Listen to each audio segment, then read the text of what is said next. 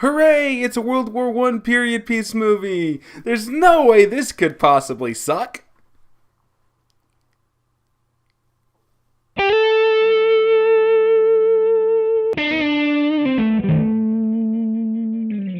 Hello and welcome back to another Midnight Showing. As always, I'm Kelly, and I just got out of The Promise.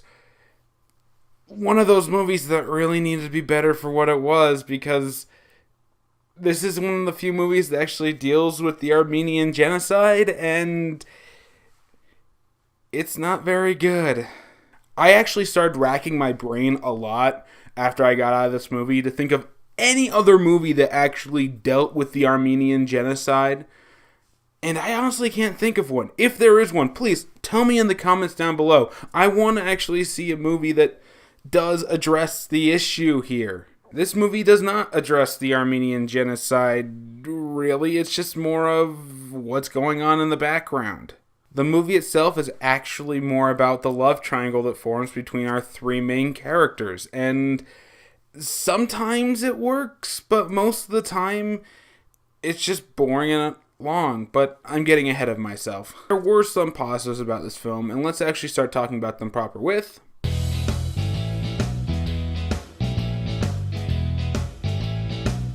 So the premise of the film is that Oscar Isaacs is playing a recently betrothed medical student who goes to Constantinople to receive his training when basically everything that builds up to World War I starts breaking out. Now, the Ottoman Empire, let's just say the Turks didn't like anybody else inside of their empire, especially the Armenians.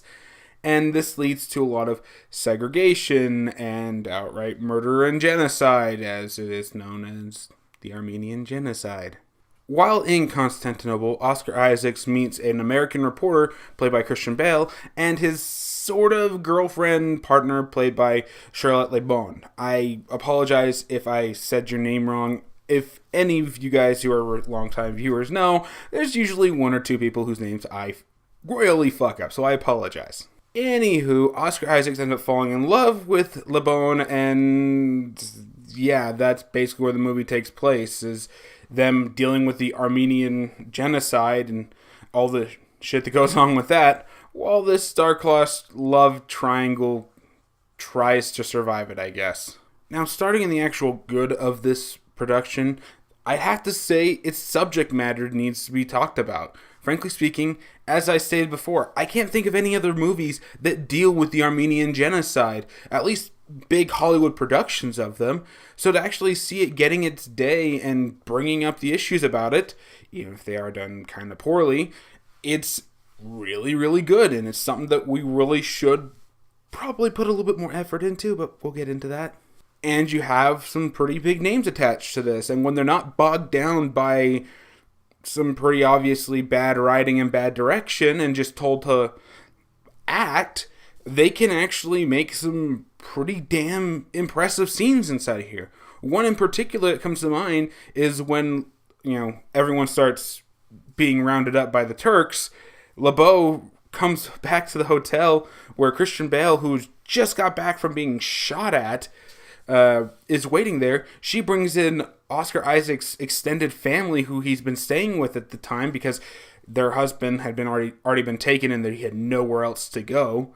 Both she and Christian Bale go into the bathroom to separate themselves from everything, and at this point, she's basically kind of committed herself to Oscar Isaac. She does love him, and Christian Bale kind of knows that now.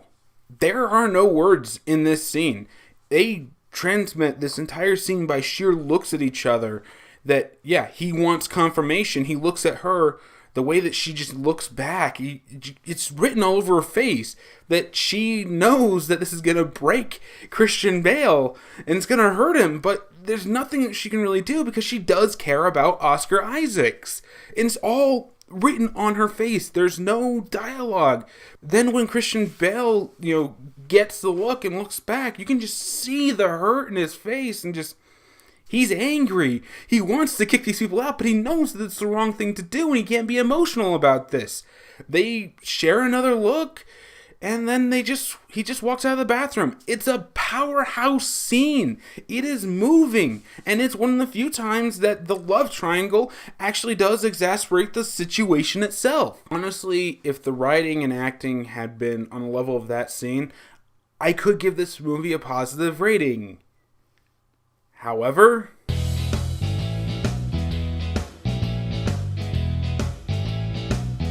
unfortunately, basically everything that went into making this movie, whether it be the writing, the directing, or even the production itself, feels very, very cheap and kind of forced. Going on more of the technical sides of things, there are some truly awful green screens inside of this movie. I don't own a green screen. I don't claim to be a professional on any of that kind of stuff, but I've seen YouTube videos done by people just starting out that seems to have better integrated green screen than this. I mean, there's a horrible scene where Oscar Isaacs is with his uncle who's putting him up while he's staying in Constantinople. They go out in the balcony and look at the beautiful view out there, but it is one of the worst green screens I have seen since Gods of fucking Egypt. Wow, how did you do that? And also going into some of the set designs, I'm sorry, some of these buildings look like they belong on an episode of NCIS when they're going to Iraq. This is not something that you should be seeing in a big Hollywood production like this. I've already basically hinted at it, but the movie needed to be about the Armenian genocide. And when it's about that, it's actually really good and engaging. Unfortunately, for the most part, it's about this stupid love triangle between Oscar Isaacs, LeBeau, and Christian Bale. I just want it to be about everything else going on. I don't give a shit about this love triangle. I do know this is based on a true story, and maybe this did actually happen the way that this movie did portray it. But there are many moments when I question whether or not it did.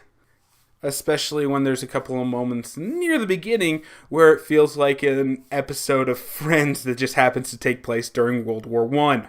I'll give it this, that the ending came kind of as a surprise where, the love triangle basically died off when LeBeau drowned, saving Oscar Isaac's niece. But at the same time, I don't get what they were going for in this movie. Just for an example, The Imitation Game. When they made that movie, they made it like a spy thriller that actually did dive into the mind of this guy that we really should be knowing about. Unfortunately, this movie doesn't really have a point. It's not trying to do anything. It's not trying to get you in the mindset of these people. It's not trying to highlight the Armenian genocide. It's a love triangle with the background of people dying around you. And the promise? Okay. This is the liar revealed storyline again. So, as I said, Oscar Isaacs was betrothed to someone before he went to Constantinople where he found love. And he got to kind of together with her as things started to get bad, but then they immediately got kind of separated. And Oscar Isaacs was taken to, I want to say, an internment camp, but that might be actually putting it too mildly. They were forcing people to work to death building railroads, and then they were going to kill them afterwards, as they had done on other projects. And if you survive that one, you're put on the next project. And you can imagine how the cycle basically ends. It's never actually said about how long afterwards, but eventually Oscar Isaac escapes this camp thanks to another prisoner throwing down a box of tampered with TNT and blowing himself up along with a bunch of the guards. Oscar Isaac manages to get away. He makes it all the way back to his home village, where his mother forces him to honor his original promise to this other girl he doesn't really even know or love. They hide out inside of a cabin in the woods for another undisclosed amount of time until she gets pregnant. Okay. But oh no, Christian Bale and LeBeau managed to make their way with his extended family down to the village. And the mother lies to him, saying that Oscar Isaacs is dead and you need to move on with your life. So she starts going back to Christian Bale for emotional support, and eventually they meet up, and Oscar Isaacs has to explain that he's married now with a child, and that he was always going to be betrothed and had to honor the promise. This was about, the Armenian genocide, wasn't it? And the answer is no, it's not. It's about the love triangle. Some kind of love transcends war and racial politics, but really, this is just very generic and cliche. And it does not help that the direction is just so bafflingly stupid at times.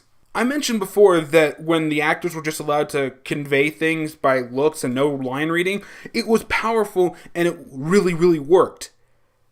When they had to talk about those things, some of these deliveries get really, really interesting.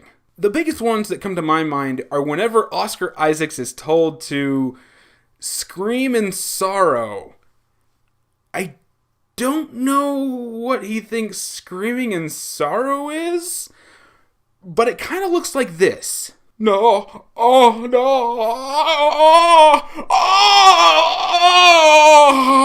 oh. And he proceeds to drool all of them while screaming. Kind of. I don't get it. You're screaming. It's okay to scream. I get that he might somehow think that there's still people around and he can't yell too loudly, but he's doing that at a very, very loud place in a very echoey ravine. What did the director tell you to do, Mr. Isaacs?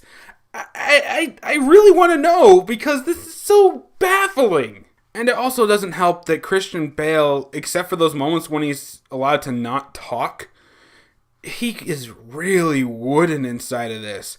He's supposed to be some kind of big hotshot journalist, and he's supposed to be kind of bit of a playboy also who drinks way too much. I got more coward out of him than anything else. But that aside, that could have been intentional. When he's talking, it is some of the weirdest monotone I've ever seen. He doesn't care. He's just line reading. He's just there for a paycheck. This is Christian fucking Bale, isn't it? I mean, the guy should be at least allowed a couple of screaming scenes. Let him get angry. I don't know. The direction on some of these things it's just baffling. Also, the movie is very, very, very uneven. It does pick up in the later half, but for the first hour and 15, 20 minutes of this movie, it doesn't seem to have a point or direction. It shifts scene from scene so awkwardly with some of the most amateurish camera work I have seen in a while. Give you an example. If you're ever going to do a tracking shot or anything like that, people, you should always learn fluid motion. Keep yourself as stable as possible and follow slowly and perfectly. Especially if the scene is filming someone way far off, they're walking down a ledge, and then, you're supposed to keep their feet about that far from the screen and keep it going smoothly. Camera work on this one is jittery. Very, very jittery. It's like boing, boing, boing. Just fluid motion, people. But then scenes will just be cut weirdly and end mid-conversation. You swear that this is like World of Warcraft random scenes where they just end it with, well, that was awkward, cut. Why did you cut there? There's clearly more to be said. And it just keeps going and going and going until about the hour and a half mark of the movie. And remember, this is a 2.5 hour fucking sit. It's a long time before anything that actually starts getting you invested happens. And where does it pick up? About that internment camp scene I brought up. Yeah, that's almost an hour and a half into this movie. An hour and a half before he gets taken from Constantinople. It's not even, it feels like it's the start of the second act, but again, this is over halfway into the movie. Honestly, there's more inside this I could scream and rant about, but this movie doesn't deserve it. So, frankly speaking, let's just move on.